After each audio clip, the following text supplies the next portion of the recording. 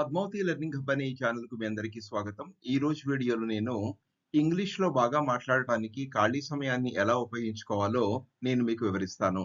ఈ ఛానల్‌ను మీరు కొత్తగా చూస్తున్నట్లయితే దయచేసి సబ్స్క్రైబ్ చేయండి, షేర్ చేయండి, కామెంట్ చేయండి మరియు లైక్ చేయండి. ఇక మనం వీడియోలోకి వెళ్దాం. మనం always carry a notebook and pen with you. ఎప్పుడూ కూడా మీ దగ్గర ఒక నోట్‌బుక్, పెన్ ఉండేలా చూసుకోండి. Use notes app in mobile లేదా మొబైల్‌లో ఒక నోట్స్‌కి సంబంధించినటువంటి ఏదైనా ఒక యాప్‌ను డౌన్‌లోడ్ చేసుకొని మీరది యూజ్ చేసుకోవచ్చు. Note down everything about English learning process. అంటే మీరు ఇంగ్లీషు నేర్చుకునేటటువంటి ప్రాసెస్ మొదలెట్టిన తర్వాత మీరు ఆ ప్రాసెస్‌కి సంబంధించినటువంటి ప్రతి విషయాన్ని కూడా మీరు ఆ నోట్‌బుక్‌లో నోట్ చేయండి. సో, ఇలా మీ దగ్గర ఒక నోట్‌బుక్ మరియు పెన్ గాని, లేకుంటే ఒక నోట్స్ యాప్ ఉన్నట్లయితే, మీరు ప్రతి చిన్న విషయాన్ని కూడా దాంట్లో నోట్ చేసుకుంటూ వెళ్ళినట్లయితే, మీరు రివైజ్ చేసుకోవడానికి చాలా ఈజీగా ఉంటుంది. సో, టైమ్ టు టైమ్ ప్రతీదీ కూడా రివైజ్ చేసుకోగలుగుతారు. అట్లాగే మీరు ఇంగ్లీష్ మాట్లాడటానికి మీకు ఇది బాగా ఉపయోగపడుతుంది. ఇక మనం ఖాళీ సమయాలు చూస్తే మొదటిది వెయిటింగ్ టైమ్. మనం చాలా సార్లు వెయిట్ చేస్తూ ఉంటాము. డే టు డే యాక్టివిటీస్‌లలో. మనం ఫ్రెండ్ గురించి వెయిట్ చేస్తూ ఉంటాము. లేదా బస్ గురించి వెయిట్ చేస్తూ ఉంటాము. ట్రైన్ గురించి వెయిట్ చేస్తూ ఉంటాము. అలానే కాకుండా కొన్నిసార్లు మనం ఏదైనా అఫీషియల్ టాస్క్‌కి వెళ్ళినప్పుడు, ఎవరైనా ఆఫీసర్‌ని కలవాలనుకున్నప్పుడు అక్కడ కూడా వెయిట్ చేస్తూ ఉంటాము. ఇలా చాలా వెయిటింగ్ టైమ్స్ మనకుంటాయి. సో, ఇలాంటి వెయిటింగ్ టైమ్స్‌ను కూడా మనం ఎఫెక్టివ్‌గా మనం ఇంగ్లీషు మాట్లాడేందుకు అవసరమైన ప్రాసెస్‌కి మనం ఉపయోగించుకోవచ్చు. Observe surroundings. మీ చుట్టూతా గూడా మీరు పరిశీలించండి. థింగ్స్ ఆర్ యాక్షన్స్ అంటే అక్కడ వస్తువులు గాని, లేకుంటే అక్కడ జరుగుతున్నటువంటి పనులను మీరు అబ్జర్వ్ చేయండి. వీటిని థింక్ ఇన్ ఇంగ్లీష్ అంటే ఇంగ్లీష్‌లో మీరు ఆలోచించండి. అంటే ఈ వస్తువులను ఇంగ్లీష్‌లో ఏమంటారు? ఈ పనులను ఇంగ్లీష్‌లో ఏమంటారు? ఎలా సెంటెన్స్ రూపంలో మనం చెప్పాలి అని ఆలోచించండి. Note down in a notebook or mobile. అంటే మీకు మీరు ఆలోచించినటువంటి దాని ద్వారా వచ్చినటువంటి మీరు ఇంగ్లీష్ పదాలు గాని, ఇంగ్లీష్ వాక్యాలు గాని దాంట్లో రాసుకోండి.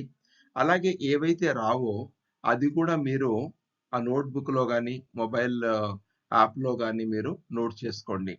ఇలా చేయటం వల్ల మీకేమవుతుందంటే, మీరు ఆ ఖాళీ సమయాన్ని ఉపయోగించుకున్న వాళ్ళవుతారు. అలాగే మీకు టైమ్ టు టైమ్ ఏవైతే తెలియలేదో వాటిని నేర్చుకోవడానికి ఇది బాగా ఉపయోగపడుతుంది. రెండవది వాకింగ్ టైమ్. మనం మార్నింగ్ వాక్ చేస్తాము. చాలా సార్లు మనం మన ఇంటి నుంచి మనం వాక్ చేస్తూ వెళ్తాము. వేరు వేరు పనులలో గూడా మనం వాకింగ్ చేస్తూ ఉంటాము. సో, ఈ వాకింగ్ చేసినప్పుడు మీకు కన్వీనియంట్‌గా ఉంటే, అంటే మీకు కంఫర్టబుల్‌గానే ఉంది అనుకున్నప్పుడు, you can listen to English news, audio books, podcast. అంటే ఇంగ్లీష్ వార్తలు వినొచ్చు. ఆడియో పుస్తకాలు ఇప్పుడు చాలా యూట్యూబ్‌లో అవైలబుల్ అయి ఉన్నాయి. అవి వినొచ్చు. అలాగే పాడ్‌కాస్ట్‌లు గూడా వినొచ్చు. సో, ఇలా వినటం వల్ల ఏమవుతుంది అంటే మన వొకాబులరీ డెవలప్ అవుతుంది. అంటే మనకు ఇంగ్లీష్‌లో కొత్త కొత్త పదాలు మనకు తెలుస్తాయి. ఆ కొత్త పదాల అర్థాలు మనం తెలుసుకోగలుగుతాము. ఆ కొత్త పదాలను ఎక్కడ ఉపయోగిస్తున్నారో కూడా తెలుస్తుంది. అలాగే ప్రొనౌన్సియేషన్ కూడా మనకు తెలుస్తుంది. వినటం వల్ల చాలా ఇంపార్టెంట్ బెనిఫిట్ ఏందంటే, మనకు ప్రతి పదాన్ని కూడా ఎలా ఉచ్చరిస్తున్నారు అనేది తెలుస్తుంది. అలాగే సెంటెన్స్ ఫార్మేషన్ కూడా తెలుస్తుంది. అంటే సెంటెన్సెస్‌లో ఉండేటటువంటి డిఫరెంట్ టైప్స్ ఏంటి? సో, అది ఎట్లా ఫార్మ్ చేస్తున్నారు అనేది కూడా మనకు ఐడియా వస్తుంది. అలాగే వినటం వల్ల వేరు వేరు సిట్యుయేషన్స్ కూడా తెలుస్తాయి. వేరు వేరు సందర్భాలు కూడా మనకు తెలుస్తాయి. ఆ సందర్భాల్లో మాట్లాడేటటువంటి పదాలేంటి? వాక్యాలేంటి? మనం గూడా అలాంటి సిట్యుయేషన్ ఎదురైనప్పుడు ఎలా మాట్లాడాలో గూడా మనకు తెలుస్తుంది. ఇదే కాకుండా మీరు షాడోయింగ్ ప్రాక్టీస్ కూడా చేయొచ్చు. అంటే ఒక వాక్యం విన్న తర్వాత మీరు ఆపి అదే వాక్యాన్ని మీరు రిపీట్ చేయటం. ఇది షాడోయింగ్ ప్రాక్టీస్. సో, దీని వల్ల గూడా మనం ఇంగ్లీష్ మాట్లాడేటటువంటి మన స్కిల్ అనేది డెవలప్ అవుతుంది. ఇక రిపిటేషన్. ఎప్పుడూ గూడా మనం ఈ వాకింగ్ టైమ్‌ను మీకు వినటానికి ఇది కంఫర్టబుల్ లేకపోతే, మీరు ఆల్రెడీ ఏదైతే నేర్చుకున్నారో, అంటే కొత్త పదాలు గాని, కొత్త వాక్యాలు గాని, లేకుంటే మీకు కొత్త కొత్త ఫ్రేజల్ వెర్బ్స్ గాని, కొత్త ఈడియమ్స్ గాని ఏవైతే నేర్చుకున్నారో వాటిని మీరు రిపీట్ చేయండి. ఈ రిపిటేషన్ వల్ల ఏమవుతుంది అంటే, మీకు మెమరీ పవర్ పెరుగుతుంది. అలాగే ఏదైనా ఒక సిట్యుయేషన్ ఎదురైనప్పుడు ఇమ్మీడియేట్‌గా మీరు ఎలాంటి తడబాటు లేకుండా ఇంగ్లీష్ బాగా మాట్లాడగలుగుతారు. మూడవది ట్రావెలింగ్ టైమ్. ట్రావెలింగ్ టైమ్ అంటే మనం ప్రయాణించేటటువంటి సమయం. మనం బస్‌లో గాని, మెట్రో ట్రైన్‌లో గాని, కార్‌లో గాని, ఆటోలో గాని మనం ప్రయాణం చేస్తూ ఉంటాము. సో, ఒక ప్లేస్ నుంచి ఇంకొక ప్లేస్‌కు లేకుంటే మన వర్క్ ప్లేస్‌కు ఇలా వెళ్తూ ఉంటాము. సో, ఇలా వెళ్తూ ఉన్నప్పుడు గూడా ఆ సమయాన్ని గూడా మనం ఇంగ్లీషు మాట్లాడేందుకు అవసరమైనటువంటి ప్రాసెస్‌కి మనం ఉపయోగించుకోవచ్చు.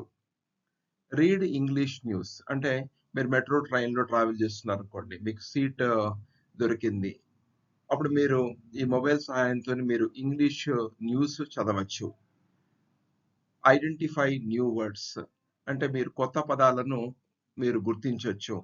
అలానే ఒక కొత్త పదం గుర్తించిన తర్వాత దాని యొక్క అర్థాన్ని కూడా మీరు తెలుసుకోవచ్చు. And right the meaning of word with sentence. మీకు ఆ మీనింగ్ రాగానే ఆ వర్డ్ ఏంటి? ఆ వర్డ్ యొక్క మీనింగ్ ఏంటి? అలాగే దానికి సంబంధించినటువంటి సెంటెన్స్ ఏంటి? అది అన్నీ కూడా మీ నోట్‌బుక్‌లో గాని, ఏదైనా నోట్ యాప్‌లో గాని మీరు నోట్ చేసుకోవచ్చు. అలాగే మీరేం చేయండి అంటే ప్రతిరోజు గూడా ఇలాంటి ట్రావెలింగ్ టైమ్‌ను కనీసం ఒక 2 పదాలు నేర్చుకోవడానికి ప్రతిరోజు గూడా కనీసం 2 పదాలు నేర్చుకోవడానికి దీన్ని ఉపయోగించండి. అలాగే మీరు చదవచ్చు, అలాగే వినొచ్చు కూడా. ఇంగ్లీష్ న్యూస్ వినొచ్చు, ఆడియో బుక్స్ వినొచ్చు, పాడ్‌కాస్ట్‌లు గూడా మీరు వినొచ్చు. సో, అలాగే మీరు ఇంగ్లీష్ మూవీస్ విత్ సబ్‌టైటిల్స్ ఒక బిగినర్ స్టేజ్‌లో ఉన్నప్పుడు సబ్‌టైటిల్స్‌తోని ఇంగ్లీష్ మూవీస్, అలాగే ఇంటర్‌వ్యూస్, కాన్వర్జేషన్స్, టాక్ షోస్ కూడా మీరు చూడొచ్చు.